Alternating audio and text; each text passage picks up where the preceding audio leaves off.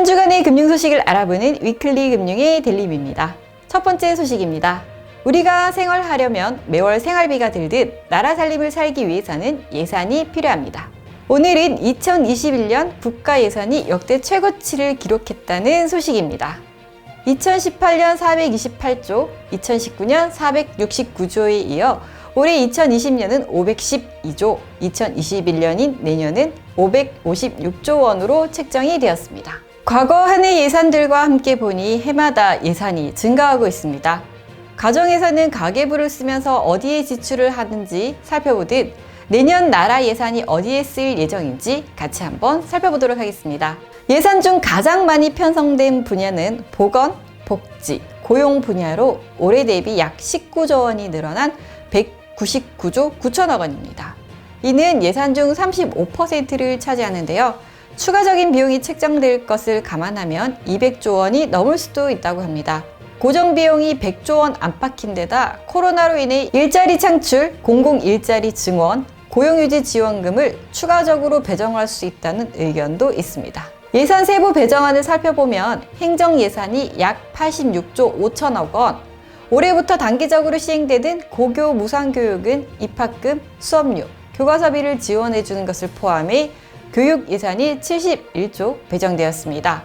병정 봉급 60만 7천 원 상승 및 이발비가 지원되는 안을 포함한 국방 예산 약 52조 9천억 원, 중소기업 소상공인 대출 지원 1조 7천억 원을 포함한 산업, 중소기업, 에너지 분야 29조 1천억 원, 소재부품 중소기업 기술개발을 포함한 R&D 분야 27조 2천억 원, 철도, 건설, 도로관리 등 사회간접자본 SOC 분야 26조, 미세먼지, 도시숲 조성관리 등을 포함한 농어촌 지원 22조 4천억 원, 공공질서 안전 분야 21조 8천억 원, 환경 10조 5천억 원, 온라인 실감형 K-팝 공연장, 스마트 박물관, 미술관을 포함한 문화체육관광 약 8조 4천억 원, 외교통일 관련 5조 7천억 원이 편성됐습니다. 올해 추경 예산을 편성하는 것으로 봐서 코로나 특수성을 감안하면 내년 예산은 더 늘어날 수도 있다는 예측도 있습니다. 기획재정부 브리핑에 따르면 올해 국가 채무가 839조 4천억 원이며 2022년에는 1070조 3천억 원으로 기존 예상보다 1년 빨라질 것으로 예상했습니다. 현 정부가 출범한 2017년 660조의 국가 채무가 5년 만에 410조 원이 늘어 역대 정부 중 가장 빠른 속도로 채무가 늘어나고 있다는 분석도 있습니다. 지출이 늘어나면 소득도 같이 늘어나야 하는데 정부 발표에 따르면 세입 예산의 경우 예상치보다 3.1% 감소한 282조 8천억 원으로 예상됐습니다. 이는 기업들의 내수와 수출 감소로 실적이 악화되어 법인세 세수가 줄어든 요인이 크다고 분석했습니다. 전년 대비 지출은 많이 늘고 소득은 줄어들었다고 볼 수 있습니다. 이렇게 국가 채무인 빚이 일정한 수준을 초과하면 재정 건전성이 악화되어 국가 신용 등급이 떨어질 수 있습니다. 지난 2월 글로벌 신용평가사인 피치는 GDP 대비 국가 부채 비율이 46%까지 증가할 경우 국가 신용 등급이 하락할 수 있다고 언급했습니다. 국내 총 생산인 GDP 대비 국가 채무 비율은 4차 추경을 확정하면서 43.9%, 내년에는 46.7% 이상으로 예상하고 있습니다. 쉽게 설명하자면 국민 1인당 2천만 원 이상의 빚을 지고 있는 셈입니다. 과거 외국인 투자자들이 짐을 싸서 한국을 떠난 적이 있었습니다. 신용평가사인 무디스가 한국의 단기 국채 신용 등급을 한 단계 낮춘 날, 주가는 사상 최대 하락폭인 6.6%를 기록했고 환율은 급등했습니다. 추가적인 하향 조정으로 인해 S&P, 피치 등도 등급을 조정했고 이럴 때마다 외국인들은 주식과 채권을 팔고 달러로 바꿨습니다. 외환 보유액이 바닥났습니다. 1997년 외환위기의 도화선은 국가 신용등급이 떨어지면서 시작되었다는 점을 다시 한번 기억했으면 좋겠습니다. 두 번째 소식입니다.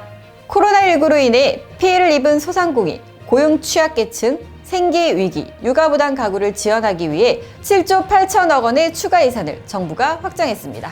이번 추경의 주요 내용은 사회적 거리 두기로 인해 영업이 제한된 소상공인에게 최대 200만 원을 지원하는데 연 매출이 4,800만 원 미만의 부가가치세 간이 대상자는 매출 감소 여부와 상관없이 100만 원을 지원해 줍니다.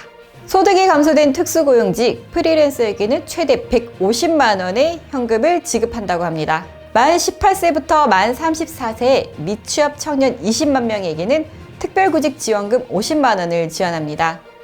아동특별 돌봄 지원 1인당 20만 원, 13세 이상 전국민 통신료 2만 원 지원도 이번 추가 예산 내용에 포함됐습니다. 구체적인 내용을 살펴보겠습니다. 전년도 매출 4억 원 이하의 소상공인 중 코로나 재확산 이후 매출이 감소한 일반 업종 100만 원 지원, 전국 단위의 PC방이나 실내 집단 운동 등과 같은 고위험 시설과 수도권 내 학원, 독서실, 실내 체육 시설과 같은 집합 금지 업종에게는 200만 원 지원, 수도권 음식점, 커피 전문점 등 영업시간 제한 없이 9시 이후 포장이 가능했던 집합 제한 업종은 150만 원을 지원해 줍니다. 일부 지원 제외 업종들이 있는데요. 유흥, 도박, 임대업, 전문직은 제외됩니다. 사업자 등록증을 가지고 있는 개인 택시의 경우 전년도 매출 4억 원 이하로 코로나 재확산 이후 매출 감소를 증빙할 수 있으면 지원 대상이지만 법인 택시의 경우 근로자에 해당되어 소상공인 세희망 지급 대상자는 아닙니다. 2019년 12월 31일 이전에 창업한 경우 매출과 관련된 행정정보, 그러니까 국세청과 건강보험공단에 매출 감소 증빙 자료가 있으면 이 자료를 참고로 추석 전 지급할 예정이고요. 올해 창업한 경우에는 증빙 자료를 제출하거나 이걸 검토해서 추석 이후에 지급할 예정이라고 합니다. 1차 지원금 때 150만 원을 받은 141만 건의 경우 별도의 심사 없이 50만 원을 추석 전에 지급할 계획이라고 합니다. 1차 지원금 신청을 못하신 분들은 50만 원씩 3개월간 최대 150만 원을 지원합니다. 2020년 6월, 7월 대비 8월 소득이 줄었다는 증빙 서류를 제출해야 합니다. 만약 이번 지원 대상자가 전 가족이라는 가정하에 4인 가족을 기준으로 소상공인 아버지 200만 원, 특수고용직인 엄마 150만 원, 취준생인 큰 자녀 50만 원, 아동 돌봄비 대상인 작은 자녀 20만 원이라고 가정을 했을 때 핸드폰 통신비 8만 원을 포함해 최대로 받아갈 수 있는 금액은 420만 원이라고 합니다. 미취업 청년 지원의 경우 청년 특별 구직 지원금을 1인당 50만 원씩 20만 원에게 지급할 예정이라고 하는데요. 대상은 작년, 올해 청년 구직 활동 지원금 및 취업 성공 패키지에 선정된 인원입니다. 미취학 아동 및 초등학생에게는 각각 20만 원씩 지원되고 가족 돌봄 휴가 지원금 지급 일수가 10일에서 15일로 확대된다고 합니다. 신청 방법은 1차 지원금 대상자들은 고용부에서 문자를 통해 안내할 예정이고 문자 첨부 링크를 통해 바로 신청이 가능합니다. 취업 준비생의 경우 청년 특별 구직 지원금 대상이라면 안내 문자를 받고 온라인 청년센터 홈페이지에서 신청할 수 있습니다. 핸드폰 요금의 경우 9월 요금이 청구되는 10월분 요금에 차감이 반영된다고 합니다. 지원금 중 신청이 필요한 경우 기한 내에 신청해야 하고 항목에 따라 추석 전 또는 이후에 받을 수도 있습니다. 지원금 대상자라면 한정적인 예산이기 때문에 빠른 신청이 필요할 것으로 예상됩니다. 세 번째 소식입니다. 오늘은 넷플릭스에 맞서는 국내 온라인 동영상 서비스를 한번 살펴보겠습니다. 최근 카카오는 카카오톡을 기반으로 한 카카오 TV 서비스를 시작했습니다. 이효리의 페이스 아이디, 연애혁명, 내 꿈을 라이언 등 오리지널 컨텐츠 서비스를 시작했습니다. 올해 안에 드라마와 예능 등 350편을 선보일 계획이라고 합니다. 카카오톡을 하면서 영상을 감상할 수 있고 톡을 통해 컨텐츠 업로드 알림, 가로 세로 컨텐츠 비율 최적화도 제공한다고 밝혔습니다.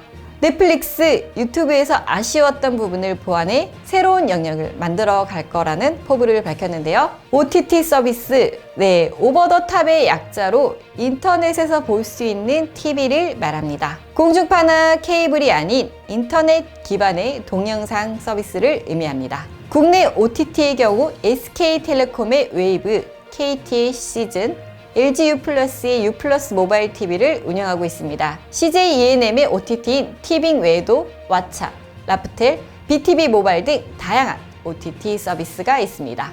많은 OTT들이 있지만 국내 넷플릭스 이용자가 479만 명인데 국내 OTT의 경우 웨이브 271만, 티빙가 시즌 130만 명, 왓챠 약 50만 명으로 대형 서비스를 모두 합쳐도 넷플릭스 이용자가 더 많아 자체적인 경쟁력 및 협력이 필요하다는 의견도 있습니다. 오리지널 컨텐츠 제작 규모를 비교해보면 넷플릭스 약 22조 원, 국내 OTT 전체 제작비가 약 5조 원에 못 미칩니다. 특히 내년에는 디즈니, 애플, 아마존이 국내에 진출하면 경쟁은 더 심화될 것으로 예상됩니다. 이에 맞서 국내 OTT 서비스는 지상파와 합작 600억 이상의 투자를 통해 오리지널 컨텐츠를 선보일 계획입니다. 또 외국 드라마를 독점 제공하거나 해외 미개봉 영화를 제공, 넷플릭스와 경쟁하고 있는 방송사, 제작사의 콘텐츠와 제휴를 통해 또 다른 콘텐츠를 제공하는 전략을 진행 중에 있습니다.